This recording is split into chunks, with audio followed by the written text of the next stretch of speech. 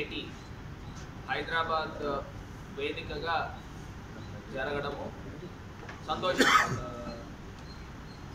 కాకపోతే నిన్న మీటింగ్ అయ్యి వచ్చిన తర్వాత తెలంగాణ ఉప ముఖ్యమంత్రి వర్యులు అదేవిధంగా వాళ్ళ మంత్రులు మన ఆంధ్రప్రదేశ్కి సంబంధించిన మంత్రులు అందరూ కూడా ప్రెస్ మీట్ పెట్టిన తర్వాత ఏదో కాలయాపన మీటింగ్గా అనిపిస్తూ ఉంది. ఎందుచేతనంటే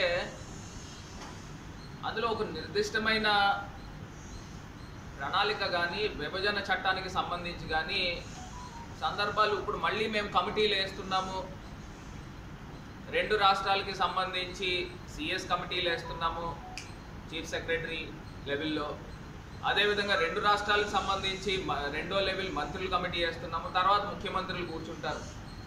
అసలు నాకు ఒకటి అర్థం కానిది ఏంటంటే గడిచిన 10 సంవత్సరాల నుంచి కూడా ఇప్పుడు దాకా జరిగింది కేంద్ర ప్రభుత్వం జోక్యం లేకుండా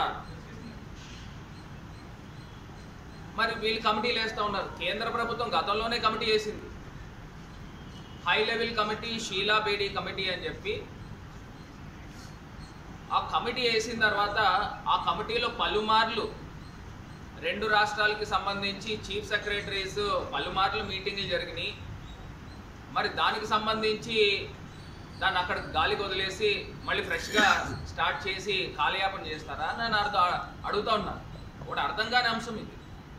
మరి కేంద్ర జోక్యం లేకోకుండా ఈ 2 రాష్ట్రాల ముఖ్యమంత్రులు ఏ రకంగా విభజన హామీలకు సంబంధించి మరి వాటాలు పంచుకుంటారో నాకైతే అర్థం కాదు.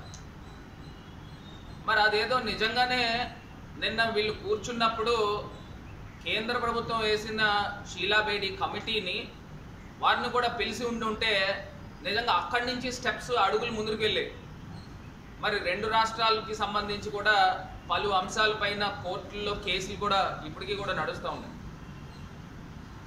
ఇది ఒక్కసారి ఆంధ్రప్రదేశ్ రాష్ట్ర ప్రజలు గమనించగలరు. అంటే వీళ్ళు విభజన హామీలకు సంబంధించి మాట్లాడింది తక్కువ, ఏదో ట్రాన్స్పోర్ట్కి సంబంధించి లేకపోతే అక్కడ డ్రగ్స్కి సంబంధించి పరస్పర అవగాహనలు చేసుకుంటూ ఉన్నారు. నాకైతే ఒకటే అర్థం కాని అంశం ఏంటంటే తెలుగు రాష్ట్రాల ప్రయోజనాల గురించి కూర్చున్నారా లేకపోతే వ్యక్తిగత ప్రయోజనాల గురించి మీరు కూర్చున్నారా అనే అంశము తెలియాల్సిన అవసరం ఉంది. ఎందుచేతనంటే అందరూ కూడా రాష్ట్ర వ్యాప్తంగా కాదు ప్రపంచవ్యాప్తంగా ఉన్న తెలుగు వారు అందరూ కూడా ఈ భేటీ గురించి ఎదురు చూశారు, ఏ రకమైన అవుట్పుట్ వస్తుందని.